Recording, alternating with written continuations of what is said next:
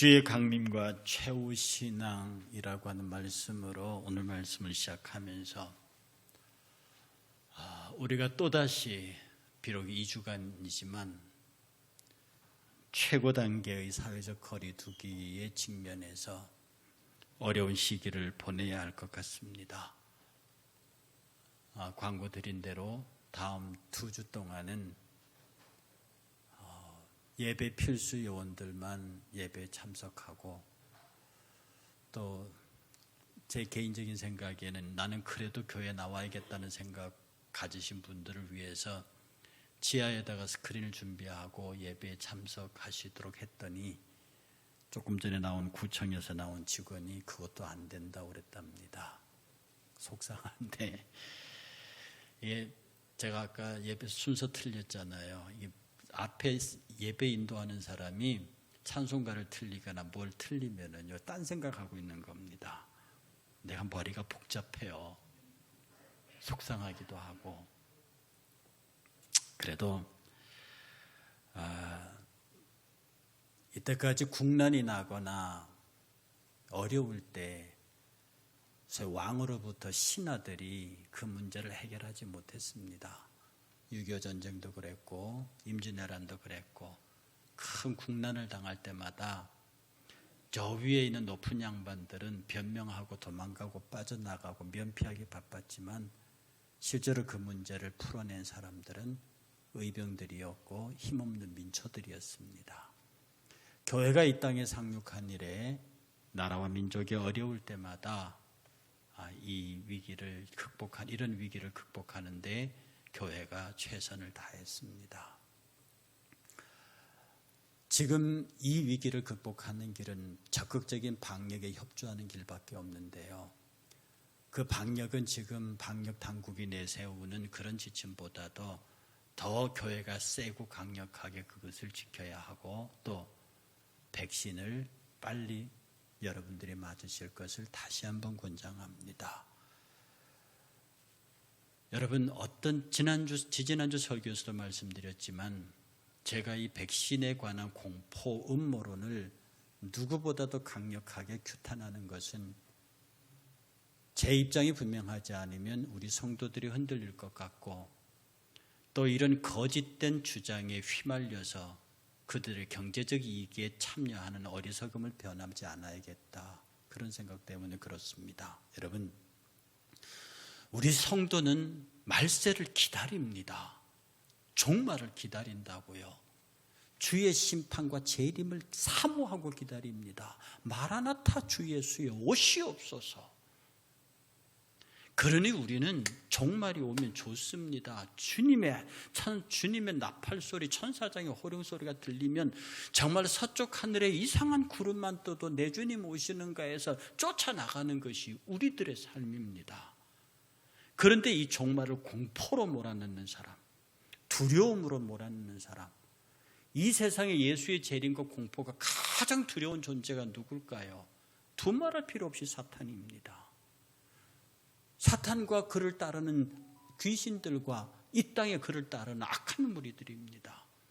정말로 그들은 주의 재림이 시작될 때에 산하 바위야 나를 가리라, 나로 하여금 어린 양의 얼굴을 보지 못하게 하라라고 그렇게 울부짖는 사람들이에요. 그런데 성도들에게 말세에 일어날 일들을 놓고 공포와 두려움을 집어넣습니다. 제가 지지난주 설교에서 제가 사랑하는 제자가 찾아와서 10월 28일 날 12시에 예수님이 재림하니 나보고 믿으라고 찾아왔던 그 제자에게 그날 그 시에 예수님이 재림한다 하더라도 너는 이단이다라고 쫓아냈던 것처럼, 실제로 그들이 말하는 음모론이 사실이라 할지라도 그것을 해내서 교회에 공포를 집어넣고 성도들을 말세의 두려움과 고통으로 몰아넣는 것은 처절하게 사탄의 요소들입니다. 우리가 하나님 앞에서 말씀과 은혜대로 굳게 서서 이 붙잡고 나가서 승리하면 되는 겁니다. 그래서 저는 성도님들에게 기도의 내용을 바꾸자고 말합니다. 하나님, 이 코로나가 빨리 끝나게 해주십시오. 그리고 다시는 이런 것들이 오지 않게 하십시오 라고 기도하는 것이 아니고, 어차피 하나님이 시작하신 것이고 고로 하나님이 끝내야 하는 것이니 하나님이 시작할 때가 있으면 끝내실 때가 있을 것이니 만사의 계한이 있는 법이라 시작할 때가 있고 끝날 때가 있다. 그 주께서 하시고 우리는 이 기간을 지내면서 신앙과 믿음과 예배에 훗날에 하나님 앞에 가서 야단 맞을 그런 양심에 걸린 일을 하지 아니하고 우리가 이 기간 동안에 입으로라도 하나님 앞에 범죄하지 않도록 이 어려운 시기를 시련의 시기를 잘 견딜 수 있도록 믿음과 은혜를 주옵소서. 그렇게 기도해야 할 것입니다. 제가 저는 신학적 입장에서는 죽었다 깨나도 비대면 예배를 받아들이지 못합니다. 비대면 예배라는 말이 신학에도 없거니와 성경에도 없는 말이고 이것은 예배의 본질에도 어긋나는 것이라 제가 초기에 이것을 결사적으로 반대하고 한 사람이 남더라도 교회가 벌을 받더라도 비대면 예배를 받아들이지 않으려고 했습니다. 그런데 제가 딱 한마디에 승복하고 말았습니다. 그 내용은 만약에 성도들이 비대면 예배를 드리지 않고 오프라인 예배를 드리게 되면 거기에 참여한 성도는 직장에 나가서 두 가지 거짓말을 하든지 하나의 결단을 해야 합니다. 하나는 저는 교회 다니지 않습니다. 이렇게 말하든지 나는 지난주에 예배 드리지 않았습니다라고 거짓말을 하든지 아니면 사표를 내든지. 제가 그때 사표 내십시오라고 과감하게 말할 수 있는 용기가 있어야 하는데 차마 성도들에게 그렇게 말할 수는 없었습니다. 그래서 정말로 하나님 앞에 통곡하는 심정으로 비대면 예배를 받아들이고 어쩌면 그것이 두 번째 경험인데 여러분 그럼에도 불구하고 우리는 하나님 앞에 이 일에 관하여서는 목사로서 훗날에 하나님 앞에서 이 결정에 관하여 책망받을 것이고 여러 성도님들은 제발 가정에서 예배 드릴 때에 지금처럼 의관정장하시고 처음에는 저도 1부 예배 녹화를 2부에 그대로 보낼까라고 생각했는데 아닙니다. 정상적으로 예배를 진행해서 1부, 2부 저녁 7시 예배를 현장과 똑같이 생방송으로 보내드리겠습니다. 이 시기를 지혜롭게 신앙과 믿음으로 극복하고요. 그 다음에 아까 광고에도 있었습니다만 태국 기로만 선교사가 저에게 카톡으로 구호를 요청했습니다. 하루아침에 7,053명씩 걷잡을 수 없도록 늘어난다는 겁니다. 그래 마스크를 몇백 장 이런 표현을 썼습니다. 도와주시라고. 그래서 제가 선교부장님에게 말씀을 드렸고 선교부 고민하고 이렇게 의논하셔서 통보 지금 광고 나간 대로 그렇게 나갔습니다. 15,000장 여러분들이 헌금하시는 대로 더 구입해서 보낼 것이고요. 어제 저희들이 여러분 기억하십니까? 김연아 의원이라고 국민의힘 의원이고 지금 비대의원입니다. 그분 사무실에서 3,000장을 보내서 어제 가지고 왔습니다. 오늘 저녁 5시에 사회적 협동조합 행복산업에서 이사회에서 2,000장과 약품을 보냈는데 말씀드린 김에 지금 행복산업은 경기도에서 부지런히 심사하고 있습니다. 이 도와 이 노동부 내지는 보건복지부 중소기업 벤처분가요 3개 중에 하나를 선택하는 그 작업이 지금 남아있고요. 글로 들어가면 또 시간이 걸립니다. 근데 글자 하나까지를 체크해내는데 정말 세상 말로 돌아버리겠습니다. 어쨌든 이렇게 하는 그렇게 꼼꼼하게 챙겨가는 기업이기 때문에 조금만 기다리지만 이미 이사회는 구성되어 있고 거기에서 2,000장을 보내왔습니다. 여러분들이 많이 기도하시고요. 작은 정성이라도 모아서 우리 선교사들이 정말 우리 여기 가끔 오시는 그 세 분의 선교사들은요. 제가 선교사들 중에 흠볼 사람들이 많이 있는데 정말로 선교사들입니다. 우리가 후원하는 선교사라서가 아니라 제가 삐딱하게 보이면 근처도 못 가게 하죠. 그런데 정말 선교사들입니다. 여러분들이 힘을 모아주셔서 그들의 현장에서 마스크 한 장입니다. 제가 아침에 뭐라고 카톡을 보냈냐면 서울 한국의 형제교회가 보내드립니다. 예수 이름으로 사랑합니다. 함께 이 위기를 잘 극복하십시다. 일산 그리스도의 교회. 이걸 태국말로 보내달라고 그랬어요. 전체 마스크에다가 그 라벨을 붙여서 보내겠습니다. 함께 위기를 잘 극복할 수 있도록 여러분 함께 승리하고 예배에서도 승리하시길 주의 이름으로 축복합니다. 이 최후 신앙, 주의 강림과 최후 신앙의 한마디를 요약하면 그것은 기다림입니다. 기다림입니다. 실제로 우리가 기다린다고 하는 것은 어떤 면에서 우리 삶 전체를 요약할 수 있는 하나의 단어일 수도 있습니다. 결혼의 때를 기다리고 사랑하는 사람을 기다리고 최후적으로 죽음의 때를 기다리는 그 인생의 모습이 그것이라는 거죠. 제가 학교에 있을 때 저 이렇게 서글서글하고 성격 좋은 여성 하나가 월요일날 저를 보더니 빙긋빙긋 웃고 지나갑니다. 야, 너 왜 웃어? 그랬더니 교수님, 저 복권 샀어요. 로또 복권. 야, 신학생이 로또 복권 사면 되냐? 교수님 모르시죠? 이게 얼마나 기분 좋은지. 일주일 동안 기분 좋아요. 토요일 날 때까지 너무 기분 좋다는 겁니다. 그 딱 하루만 기분 나쁘면 돼요. 토요일 날 저녁 딱 하루만 기분 나쁘면 또 주일날 가서 부지런히 일해야 되니까, 그리고 월요일 아침 얼른 복권 사면 또 일주일이 행복하다는 거죠. 수많은 상상을 한답니다. 수많은 생각을 한답니다. 그리고 토요일을 기다리면서 일주일을 산다는 거죠. 속으로 그래, 위로가 되겠다. 그 말 속에는요, 인생이 얼마나 힘들고 고달프다는, 자기는 신앙생이지만 미래를 생각하고 기도할 때에 하나님의 이상이 분명하게 비치지 않으니 깝깝함에 대한 자기 나름대로의 반항 표현 아니겠습니까?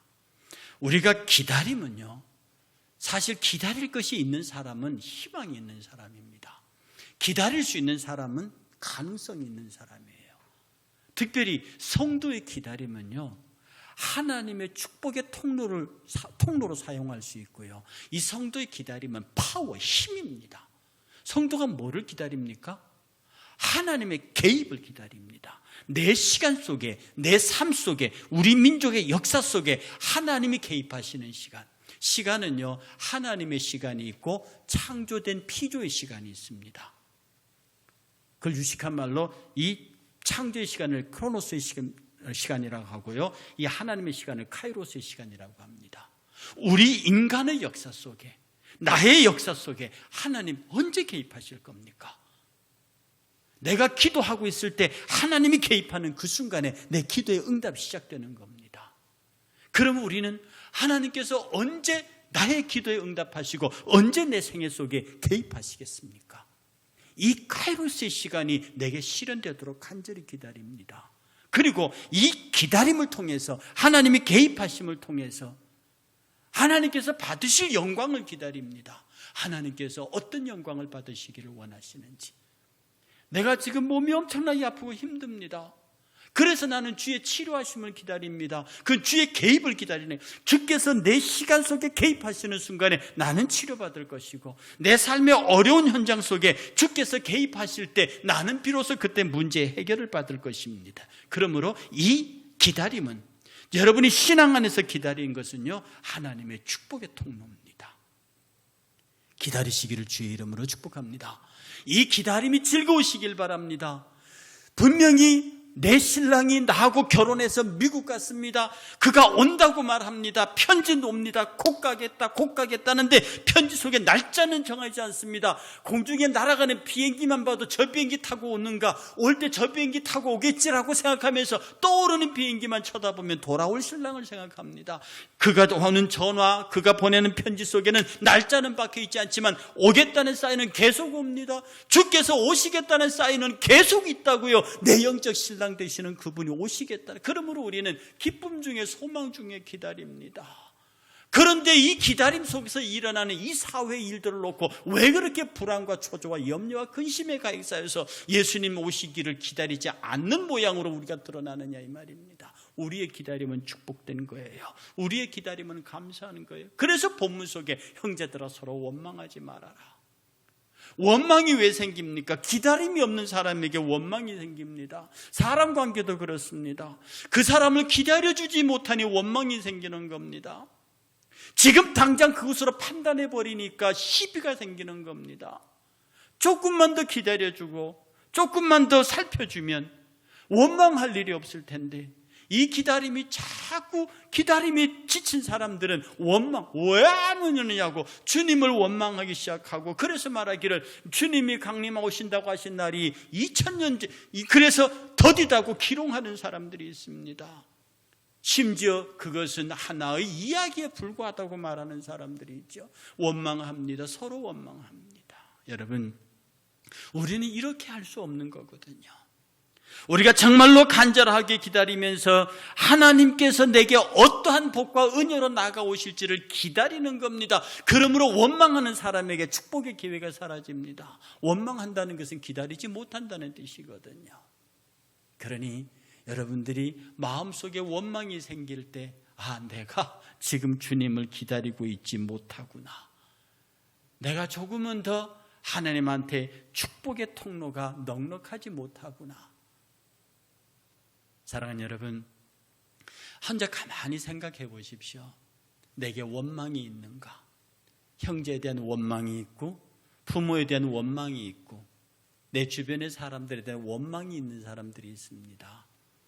그런데 그 원망이 있는 사람에게는요, 뭐가 없는 줄 압니까? 그 사람에게 소망을 갖지 않은, 그 소망을 포기해버렸기 때문입니다. 기다림을 포기해버렸기 때문에요. 그러니 여러분, 기다려줘야 합니다. 자식도 기다려줘야 하고요, 부모도 기다려줘야 하고요, 성도들도 기다려줘야 합니다. 이 기다림이, 왜냐하면 만사가 반드시 시작과 끝는 때이고 기한이 있는 것이라서요, 우리가 부단한 인내를 가지고 기다리면 반드시 그 기다림의 끝에는 합당한 열매가 있습니다. 기다림의 방법이 인내거든요. 인내하면서 기다리거든요. 제가 말씀드린 대로요, 이 사랑은 말입니다, 오래 참으면서 시작해요. 사랑은 오래 참고, 그리고 끝에 가서 15번째가 끝까지 견디느니라. 사랑은 오래 참으면서 시작하고, 사랑은 참음에서 시작하고요, 끝까지 견딤으로 완성되는 거예요. 그리고 그 중간에 딱 8번째에 성내지 아니하며 이렇게 되어 있습니다. 화내는 순간에 사랑이 딱 쪼개져 버려요. 가운데 절반이 쫙 쪼개져 버립니다. 그러므로 사랑은요, 오래 참으면서 시작하고, 화내지 않으면서 유지되고, 끝까지 견딤으로 완성되는 겁니다. 우리의 기다림, 이 사랑의 기다림이 그렇다고요. 우리 신앙의 사랑의 기다림은 원망 없는 겁니다. 원망하지 않고요, 원망할 일이 생겨도 기다려주고요.